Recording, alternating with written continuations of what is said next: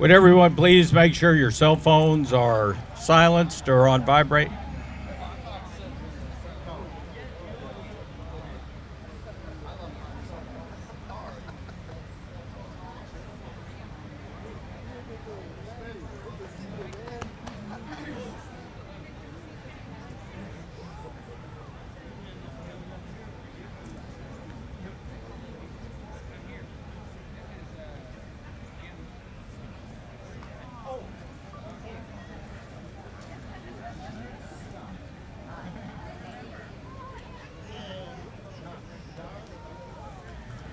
For those of you who are against the wall over here against the side fence, if you would, please keep that area open. We have color guard units that will be transitioning through that corridor over there.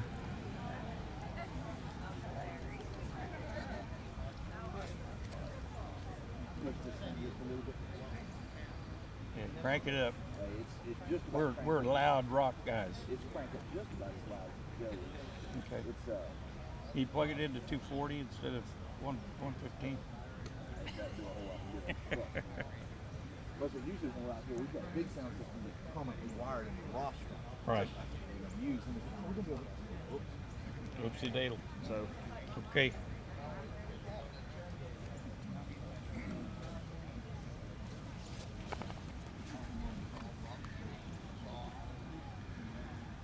Good morning.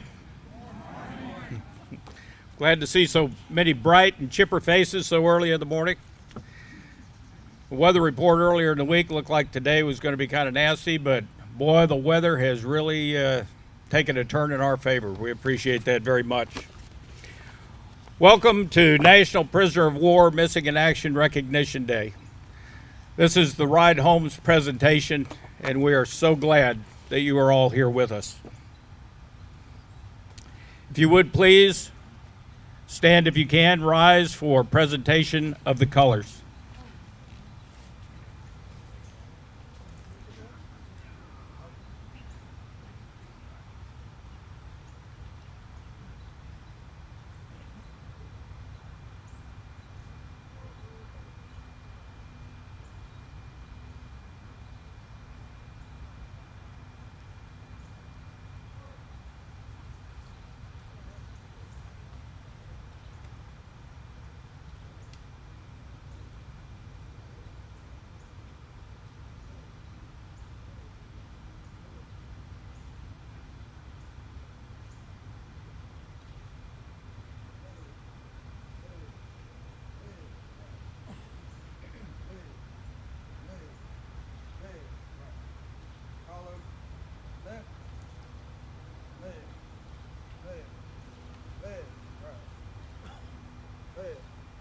Details.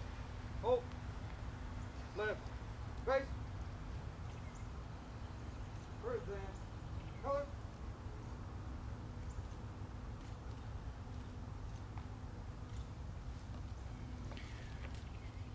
Mr. Lou Meyer, would you lead us in the Pledge of Allegiance, please? I pledge Allegiance to the flag of the United States of America and to the republic for which it stands, one nation, under God, indivisible, with liberty and justice for all. The Reverend Chuck Gass.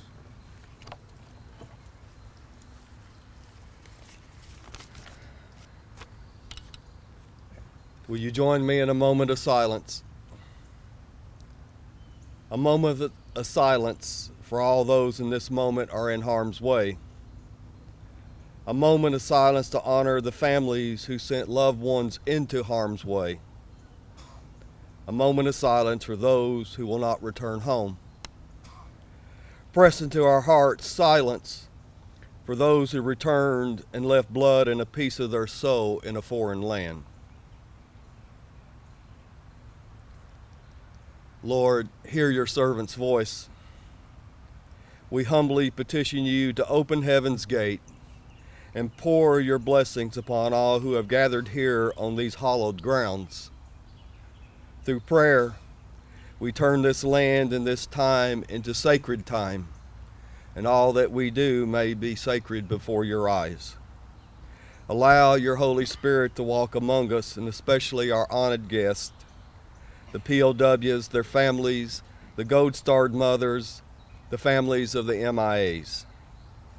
Empower us, beginning right now, to build and create warm memories that will go with our honored guests through the winter months. We acknowledge your grace that sustains us, your justice that guides us, your presence that inspires us. In the name of all names, let us say collectively, Amen. Good. Right. Right. Forward. Mark. Left. Left. Left. Right. Left. Left. Left. Our colors this morning were presented by the Lighthouse Explorers, Post 106 from Oklahoma. They're joining us today in honor of Philip Kuhn, our dearly departed brother and former prisoner of war. We lost Philip this year, and we are so proud that they came to do this for us this morning.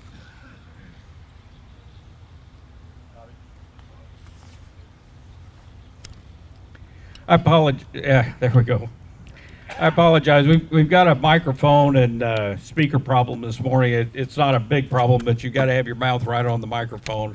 So if you hear my teeth bumping, you'll know.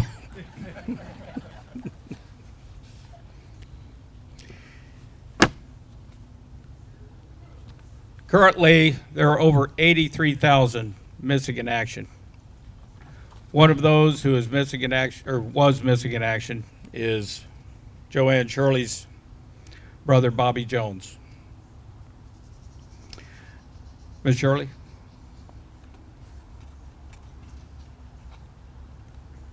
Yes. Thank you, Tom. Let me see if I can eat this microphone for a few minutes. Your teeth. You got to do that. Y'all can be seated. Yeah, please be seated.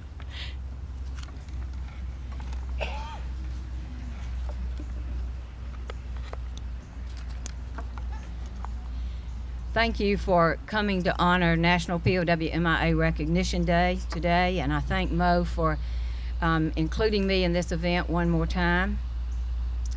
I'd like to open with a question that I hope each one of you will think about while you're here this weekend.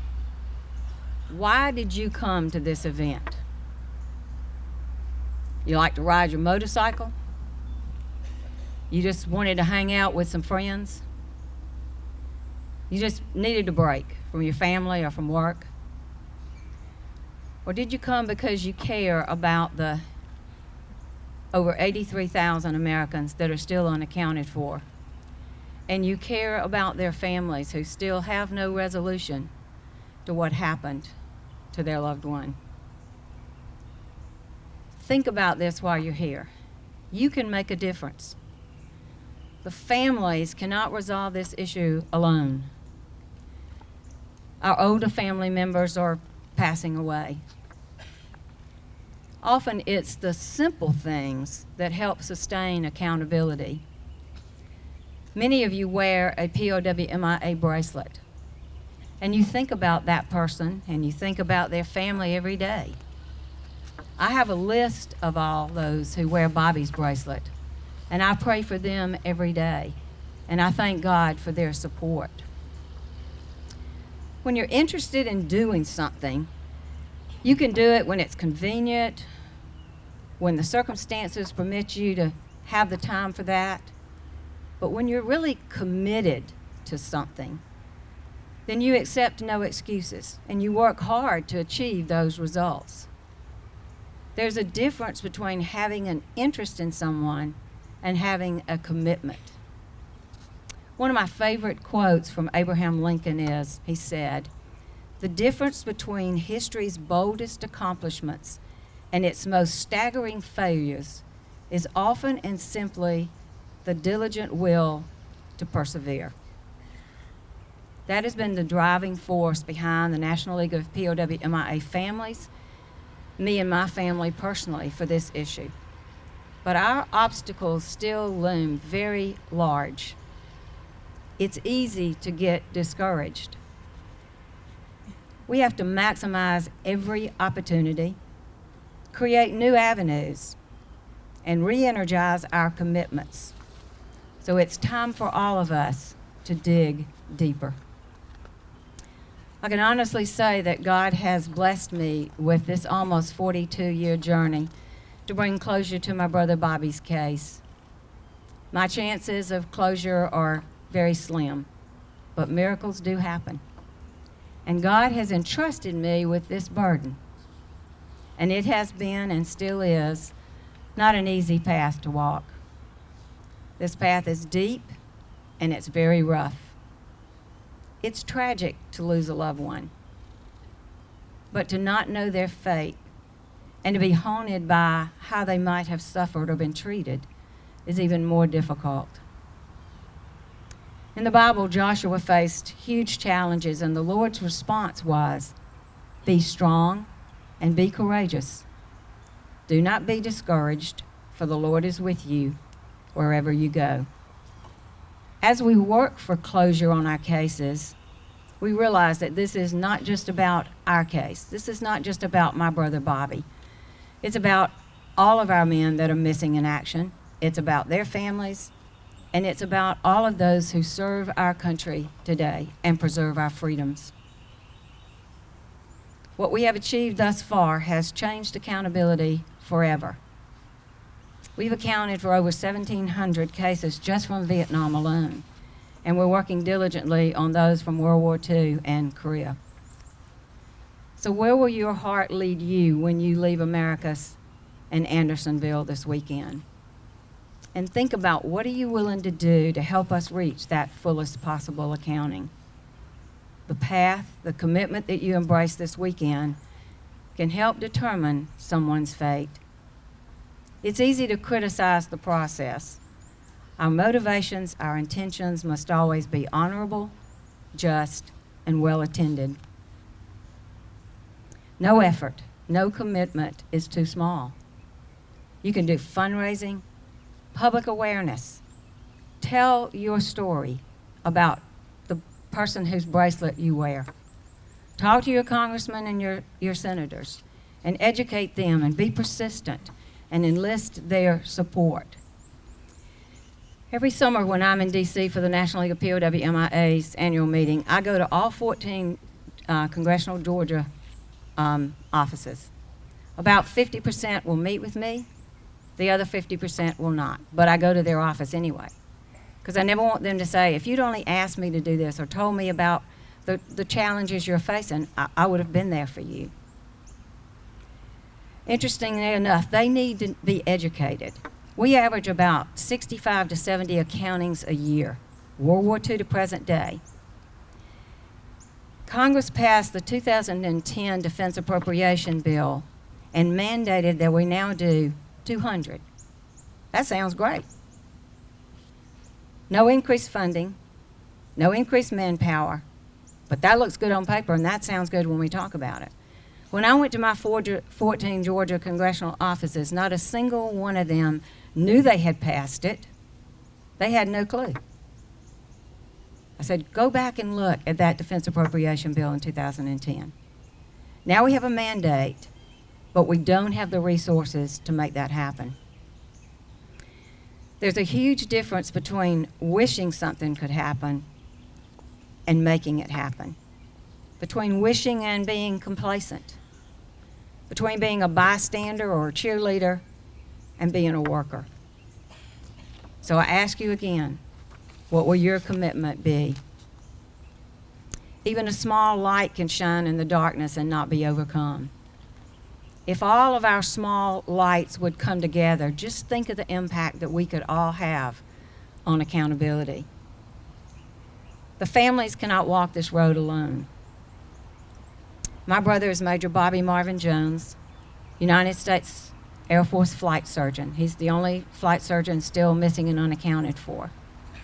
He was flying backseater in an F-4D, November the 28th, 1972, on approach to Da Nang, They were lost on the radar. Fast forward to 1997. Based on some photographs that a friend of my brother's came to my parents about 2 weeks after Bobby became missing and said he was on leave and came back to Macon where we grew up, and he said he had refueled the plane that took photographs of Bobby's crash site. We never heard about photographs. We never saw photographs. Finally, I sort of bribed a general friend of mine to see if he could find those photographs, and he did. And based on those photographs in 1997, they went to a mountain that sort of rises out of nowhere on approach to Da Nang, and excavated the lower part of that slope. It looks like they clipped the top of that ridge on approach. They excavated the lower part based on the rain issues and the weather and all that had been going on for many years as we'd been waiting. And they excavated the lower part of that slope. They found not a single bone fragment, no personal effects, no dog tag, nothing. They said, well, we can tell you it's an F4D. I said, but you have to prove that it's my brother's. I believe it is, but you have to have proof. That was 1997. Fast forward to 2008. They went back in to determine should they do a more extensive excavation. They're walking around in the jungle, looking at their resources and trying to make an assessment. And lodged in the root of a tree is what is called a blood chit. Now, I'm a housewife from Georgia. I had no idea what a blood chit is.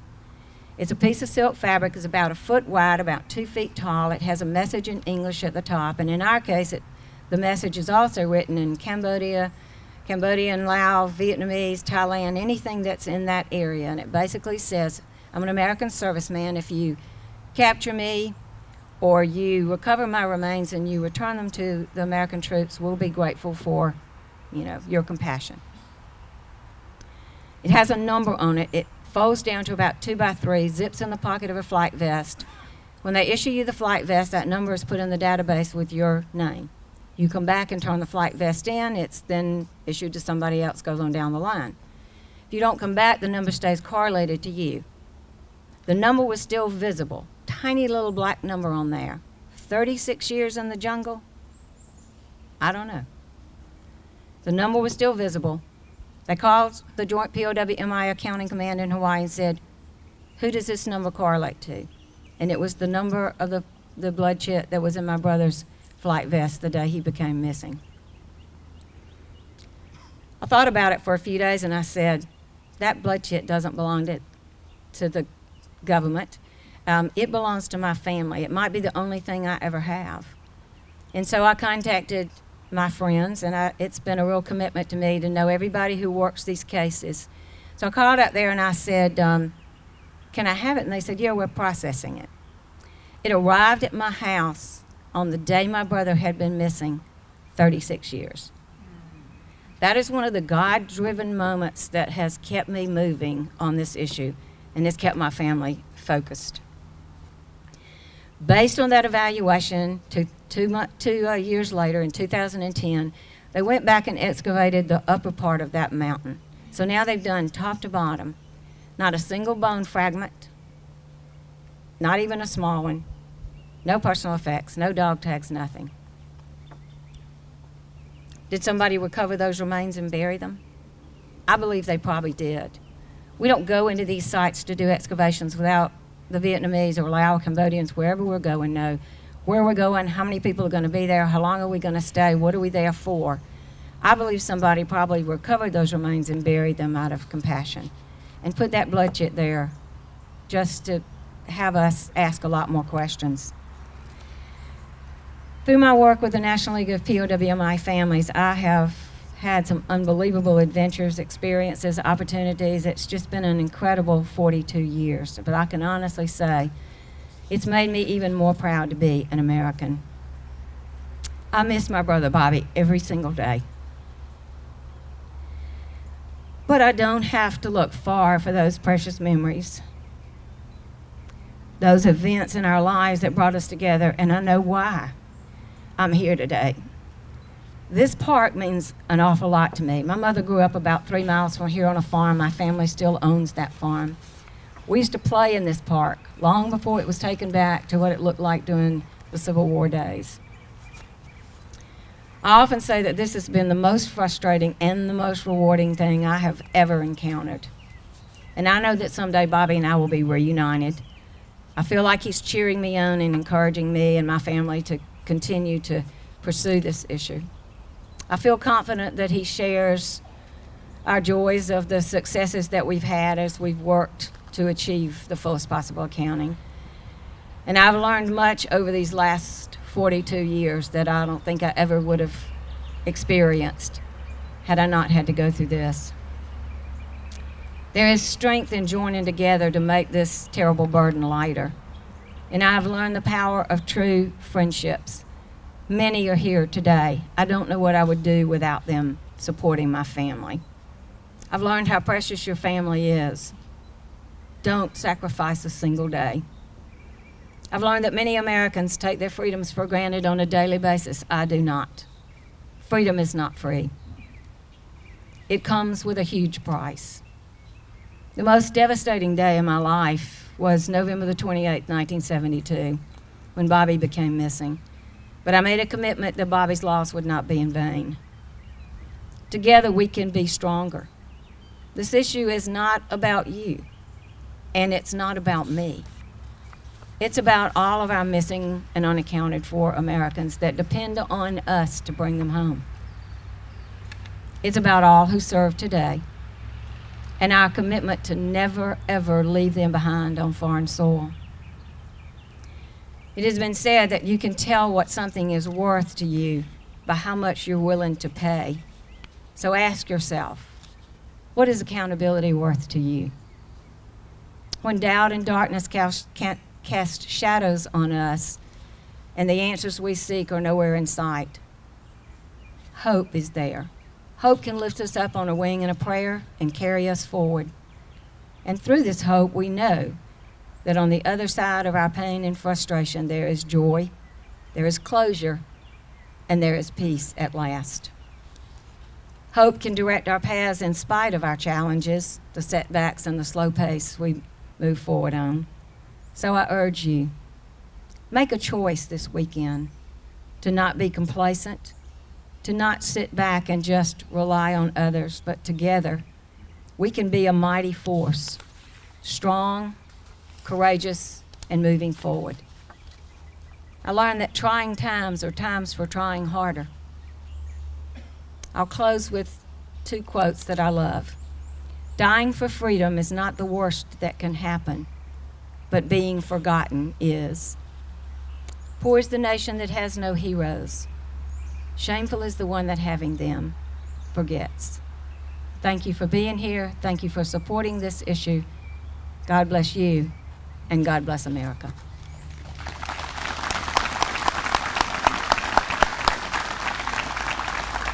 Wonderful.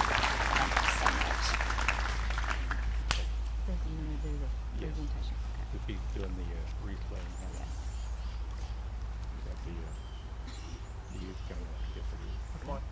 Come on.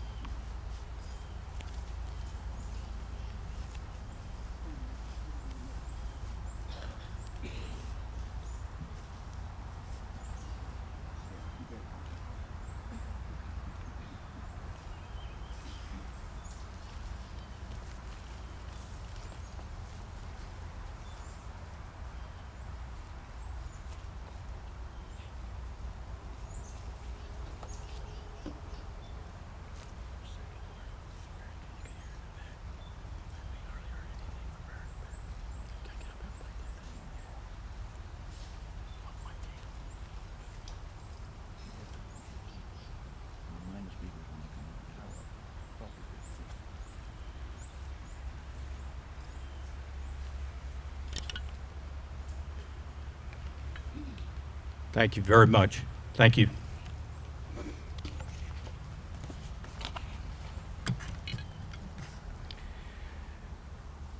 At this time, I'd like Marilyn and Joe Ortiz, Randy Jones, and National Park Service Superintendent Eric Leonard, please come up. We have a very special presentation from the Stalag B survivors.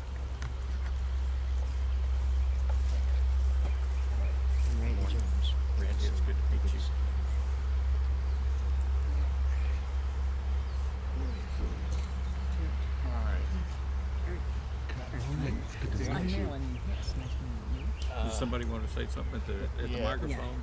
You have to put your mouth right up on it. Okay, Marilyn, you're gonna do it. No. Please do it, honey, for me. My husband's a little shy. I don't know why, after 92 years. No, I'm not shy. I just get all choked up, and I'm afraid that I'll start crying in the middle of the work. But I want to thank Rolling Thunder. Joe, can, Right on the microphone. Here. Right on top of Yeah, it. right. How right about there, right can you here? hear it there? No, Won't bite you. hold it there. There you go. There. I want to thank Rolling Thunder and the Ride Home for all the work they done, and for inviting us over to this wonderful location. They do a lot of work, and there's not enough words to say thank you to them. Please, honey. Yes, okay. Of course, this is a presentation from Stalag 17B, which was a German POW camp in Krems, Austria, which housed as many as 4,400 non-commissioned officers, mostly sergeants. And in the late 1970s, Stalag 17B formed their own association and began having reunions every year since then until last year. Well, as we all know, the average age of World War II veterans has to be like in the mid-90s. So with the age and declining health and declining membership, it was decided that as of last year was our last reunion. So we found it necessary to cease operations, but in 2003 it was the bylaws of the organization were changed to indicate that any funds in the treasury once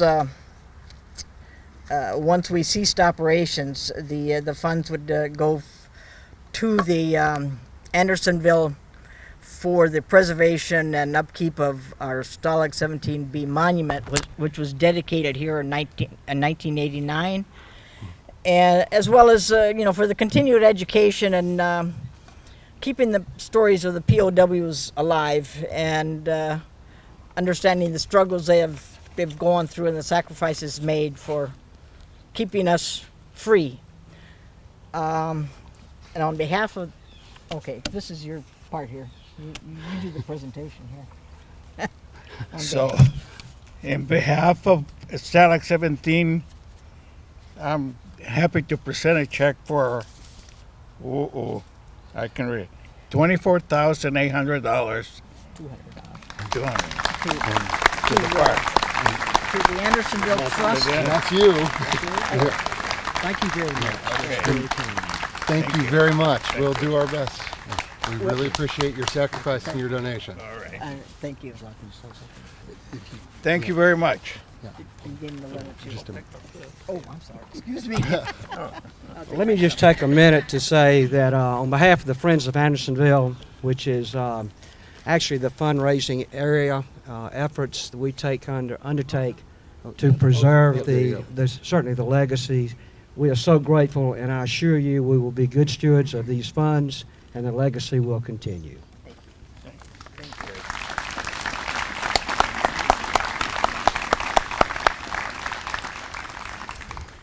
You're all invited at some point today to go take a look at the monument over there. It's really a very, very wonderful monument to the Stalag 17 survivors.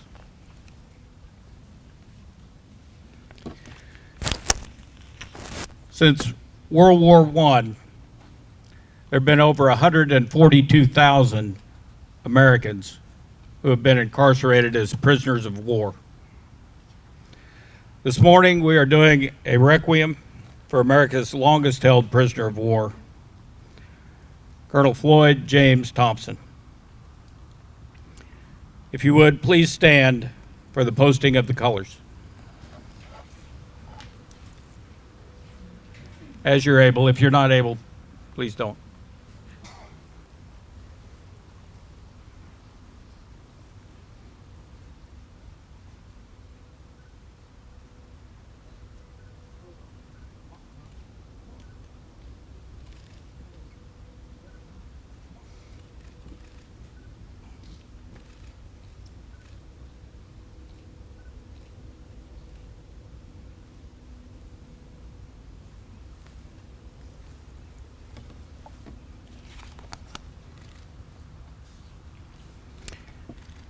At this time, would Major Mark Smith please come to the podium?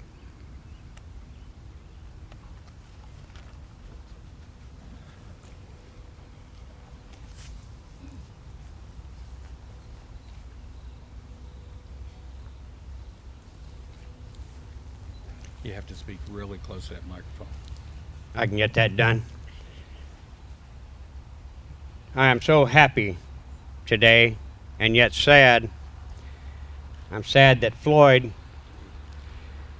Jim Thompson, is not here to see himself recognized. The U.S. government, the American people, the media, many times try to do things and a lot of times just don't get it right. But today, we're putting it right. The real, longest held prisoner of war in the history is being recognized. And God bless him. He was an infantryman, an airborne soldier, a ranger, and a special forces soldier. And that tells what kind of people stand here today, what kind of people serve us today. And God bless Jim Thompson, God bless his family, and God bless one colonel who decided to set things right. Thank you, Doctor.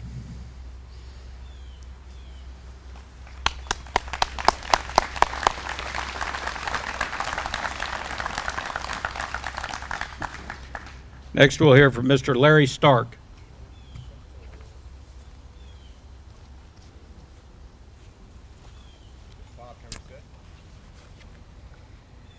First encountered Jim Thompson on the trail. Yes, please be seated. And I met him in a very odd way. Actually didn't meet him, but someone came up to our group. We were on the trail.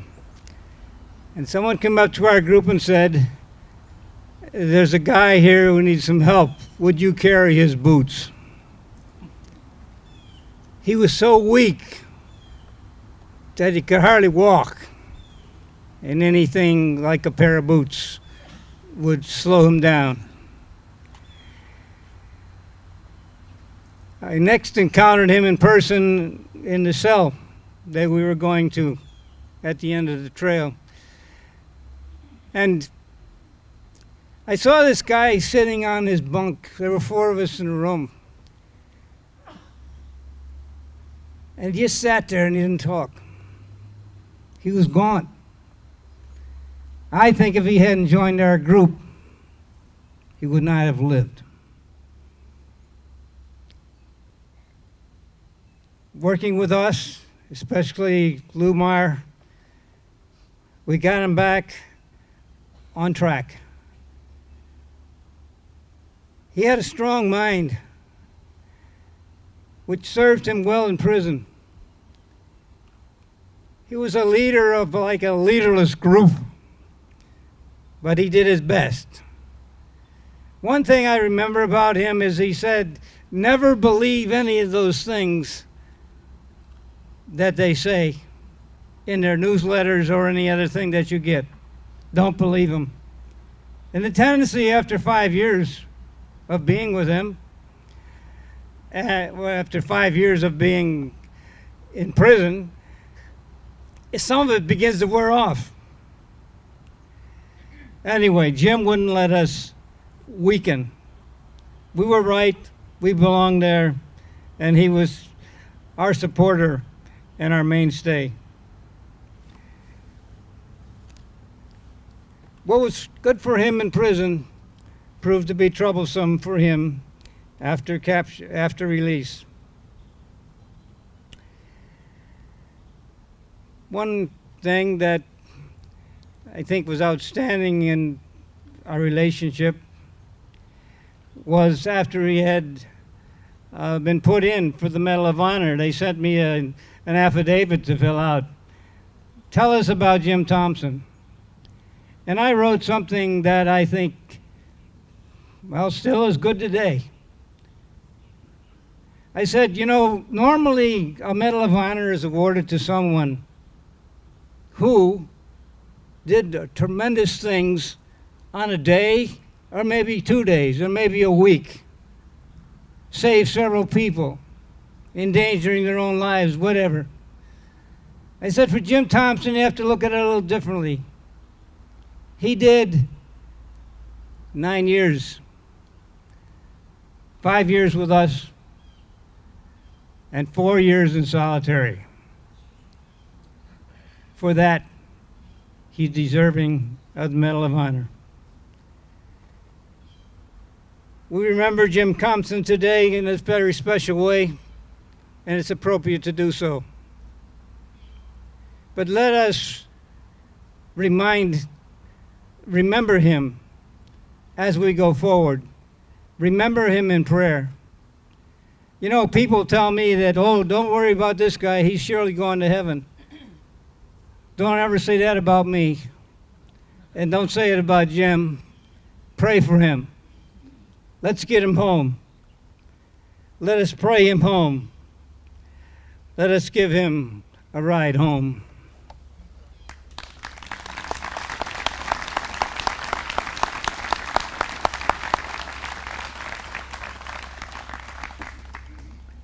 We'll now hear from Mr. Lou Meyer. Lou?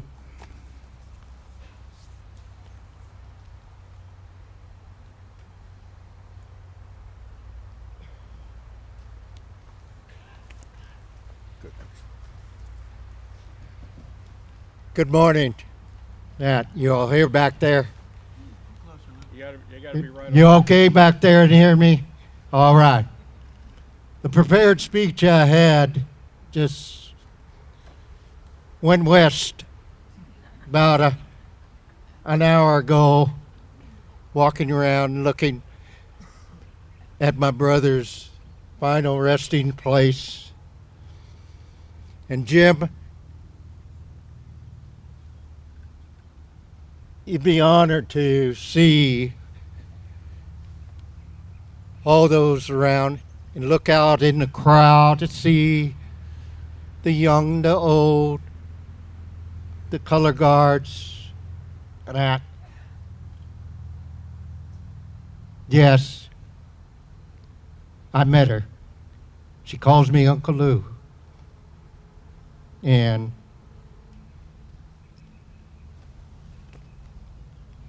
Laura, Noah, it's Donald sitting beside her. And is they okay? A bit above that, you're 4-0 and that. Then I am your Uncle Donald and that. And Jim is my brother. And I'm just so pleased. And yeah, it's Lou. He's saying it. Who in the hell was that Navy admiral standing at my Special Forces ceremony? And yeah, this is a Class A's for fire department. Yeah, I went all the way up to top. And just on my 4-year tenure with you, yeah, doing the sweat saves blood, and keeping active, and practicing the 7 P's, and taking one step at a time, and you better start working out because I'll be joining you, and I'll do 2 to every firefighter push-up toward your airborne ones. And so Jim was amazing. And from what I saw, the first morning that we woke up in communal living after his 4 years of solitary, and when I found that out, I knew I was in deep kimchi. I thought, wow, a year and something, and then my time was a piece of cake in solitaire. And see him, I was doing my daily dozens, and I was doing push-ups, and he came out of the bed, airborne, and just collapsed. And I helped him back up into bed, and it took a long time. He first started teaching us, and basically me, to fall in at attention, and he'd go battalion, company, like that, and he'd say, Meyer, squad, and he'd say, assume the position of side straddle hop. Ho, and he'd start counting out 1, 2, 3, 1, 1, 2, 3, 2. Then he'd get up to 11, 1, 2, 3, 11. Then he'd say, 1, 2, 3, halt. It said, you gotta have a command authority voice. You gotta come up from within and spit it out, and let them know who's in charge. And Meyer, attention. I'd say that, yes. And just in, they called it solitaire, but just he and I in a mansion. And we could stack our bunks and run around the cell. In preparatory for our escape, the individual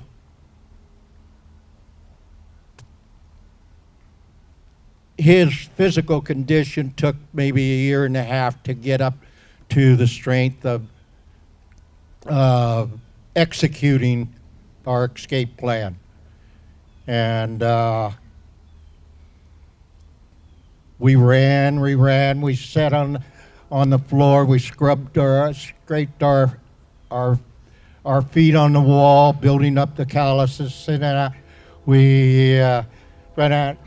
One time, he asked me, how far can you run? I didn't know. And I said, I can outrun you. And he says, I'll get up on this bed and you start running. And I said, okay. So I started running, and I ran about 100 laps, turn around and do the other way. Nightfall came. I was still running. Guards came, and I told other guards they came, and yes, over 24 hours. And I don't know what type of recovery I did. I don't remember that, but I did remember after we did escape, I did the escape out of the camp. He told me, have you told anybody? I said, no. He said, don't. I don't want to know. If they find out, it's because you told somebody. I'll know that. I said, okay. And he says, you don't know where we're going. If we can't capture you, know nothing. And I said, yes, sir. And it went off like clockwork. It worked.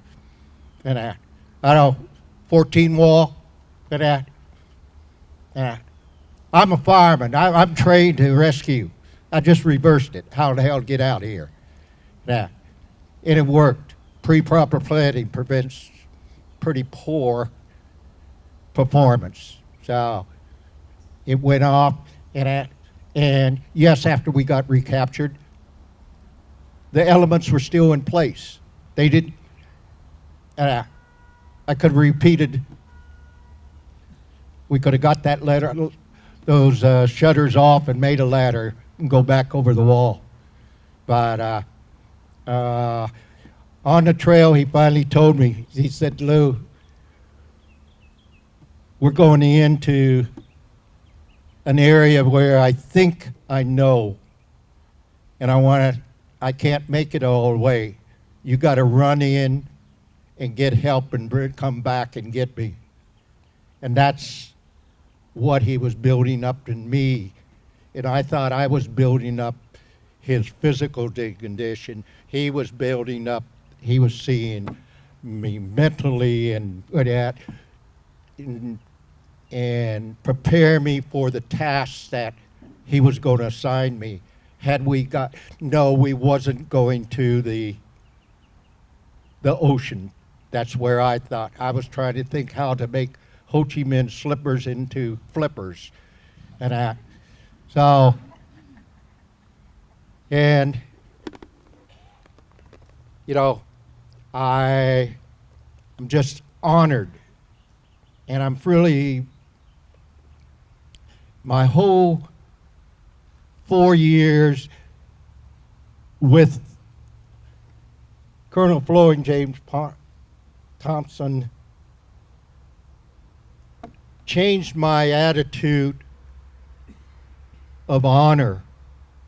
I felt disgraced on being captured.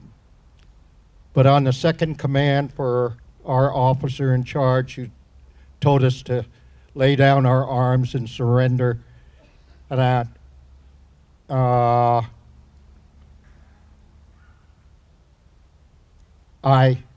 that was the right command. We could have, from what I read on the Tet Offensive, we could have never survived that. So I did what I was trained. I followed orders. That. And I could reach in my wallet, pull out an ID, and I'm proud to look at that. The Department of Defense. And that. Information Service, Uniformed Service, expiration date, indefinite. There was no contract when I pledged my allegiance to America and I went into the Army. And I went in with 2 times, got out my last attack, and I was still underage to drink. So I got out in May 1954 and turned 21 in August of 54. But being with Jim in that time turned and seeing it, there is honor. We did return with honor. And they captured our body, not our souls. And yes, we gave them hell. And I'm so proud to be associated with Colonel Thompson and what he represents and how he was trained and how he got it, because these are troopers. And my profession is a public defender, and you are national, worldwide defenders, and I'm proud to be a part of that. Thank you.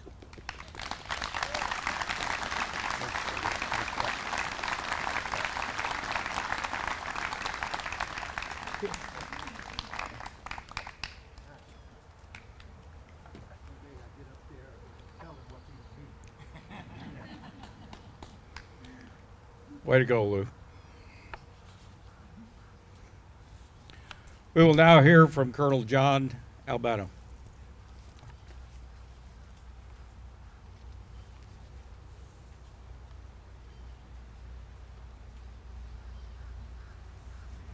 Thank you very much.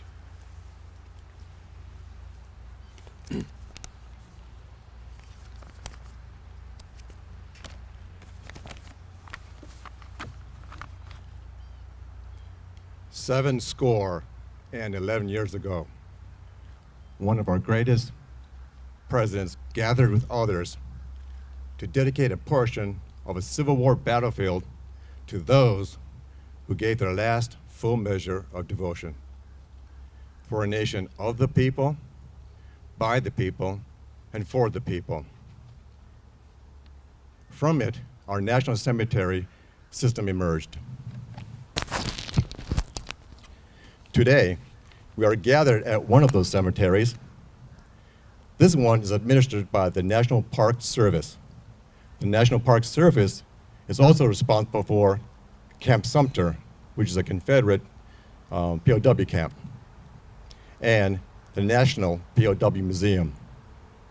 In the latter, artifacts and stories of POWs are stored, displayed, and told.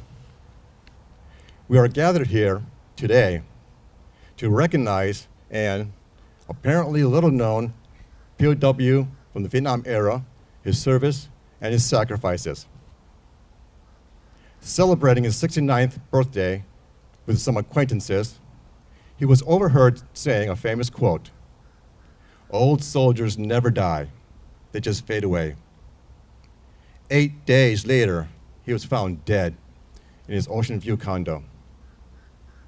We are gathered here today to allow that soldier's story of God, family, country, duty, and honor to resonate in the grateful nation's memory and to demonstrate that grateful nation's appreciation for the honorable and faithful service rendered by a loved one. To quote a phrase from the Gettysburg Address, it is altogether fitting that we do this. To be sure, we, citizens and veterans, are here with a twofold purpose. Purpose one, enable the nation's younger generations a place to learn about, pay respects to, and remember the longest held POW in U.S. history. Floyd James Thompson served in the United States Army from June 1956 until his medical retirement, December 1981. He was born in Bergenville, New Jersey, July 8, 1933, and died in Key West, July 14, 2002. His ashes were spread in the Gulf of Mexico and witnessed by only a few close fellow repatriated friends. No family, no marker, no honors. Thompson, initially an enlisted soldier, but later commissioned as an infantry officer, trained as a ranger, served as a 1st Special Forces staff officer, and deployed with a military assistance advisory group for a 6-month temporary duty in the Republic of Vietnam, December 1963. On March 26, 1964, an Air Force observation plane he was on was shot down by small arms fire. He survived the accident and was captured immediately by the Viet Cong. For 9 years, Thompson suffered harsh captivity conditions, isolation, torture, and starvation. His faith in God, thoughts of his family, and belief in his country helped him endure and persevere. He was released March 16, 1973, during Operation Homecoming. The 40th anniversary of Operation Homecoming was celebrated in Yorba Linda, California, at the Nixon Library. Apparent among the repatriated POW cohort was that members were dying at a rapid rate. Their average age was 75. There was talk about how it might be the last big reunion. The rapid decline in the numbers of surviving POWs begs the question, will the individual POW stories last beyond the death the last survivor. The National POW Museum has POW artifacts and stories, but there's nothing relating to Colonel Thompson, save one picture in which he's in the background. I wondered if an old soldier and his story, a story of national historic significance, was fading away. So what is this story?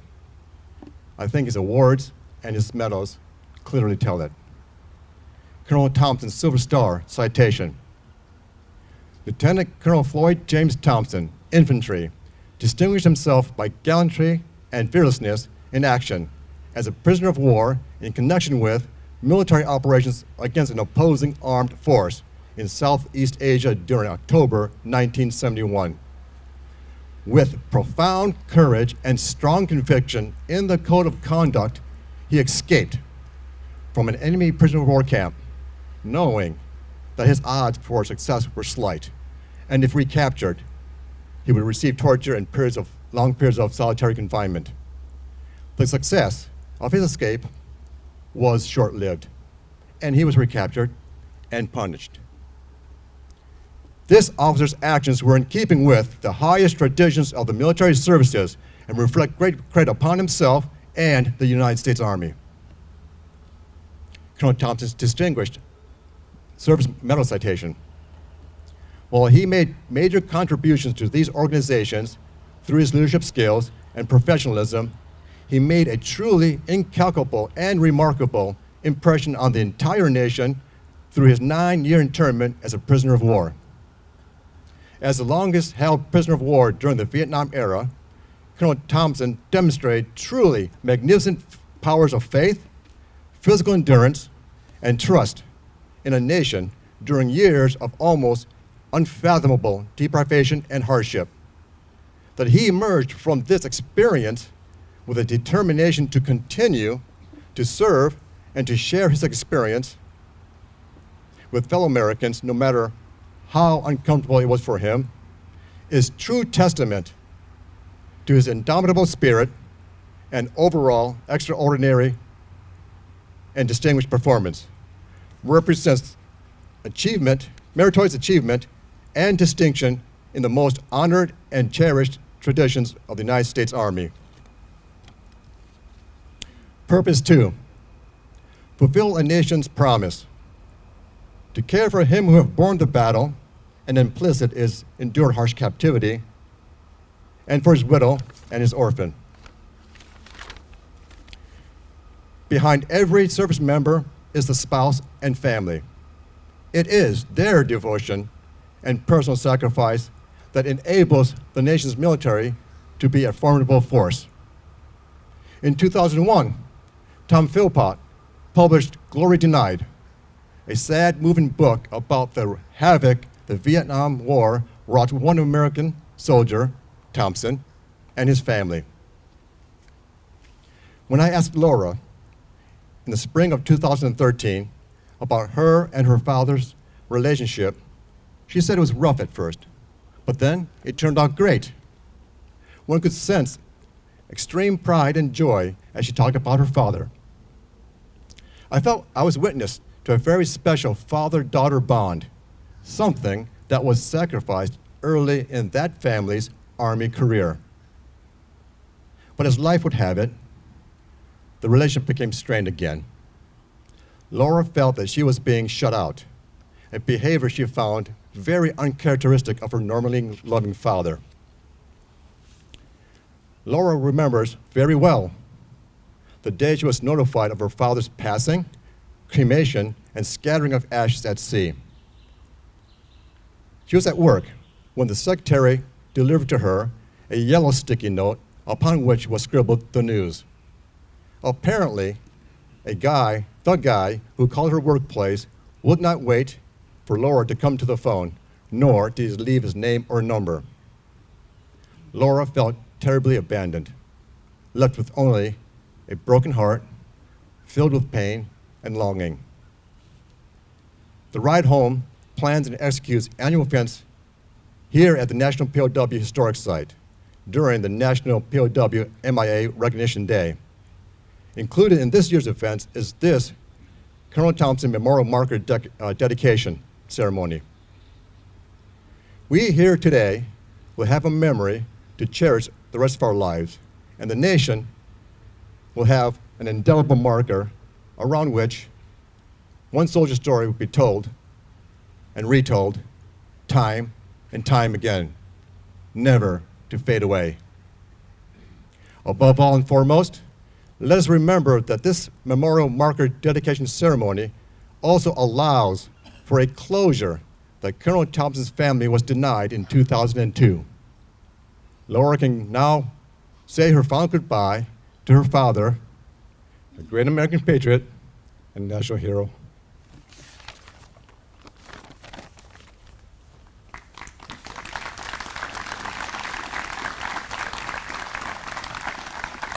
We're blessed this morning to have Colonel Thompson's daughter, Miss Laura Thompson Weisup, and her husband Don to be here this morning. Laura will now assist us in placing the wreath at Colonel Thompson's marker.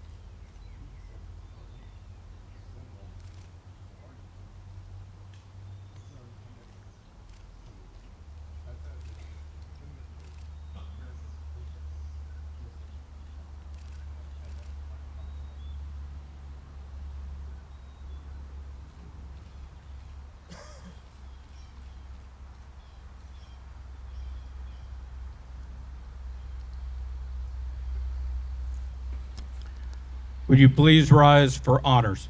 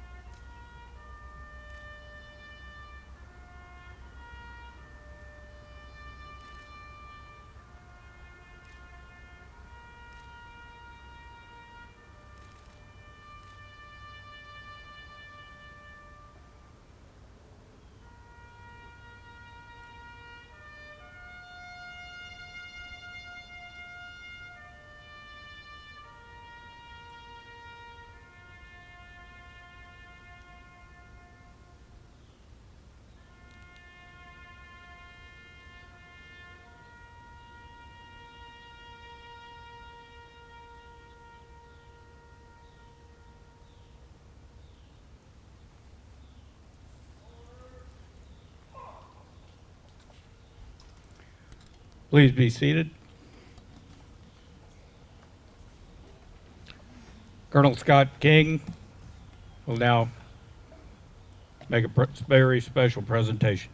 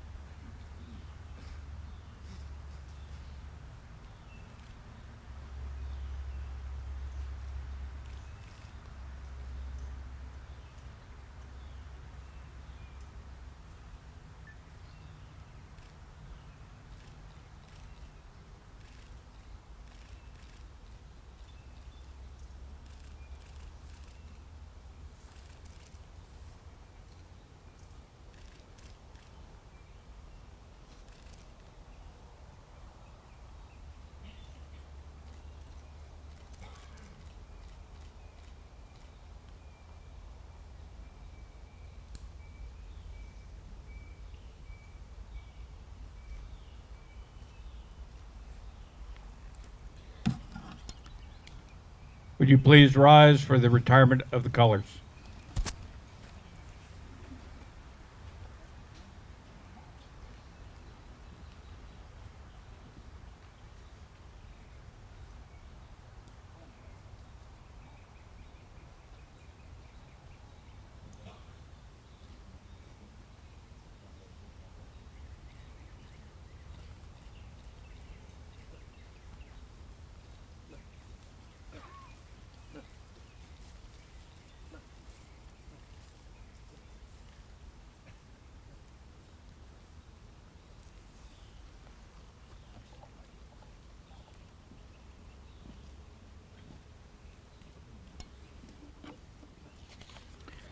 This concludes our ceremony this morning. You're welcome to take photos and see the park.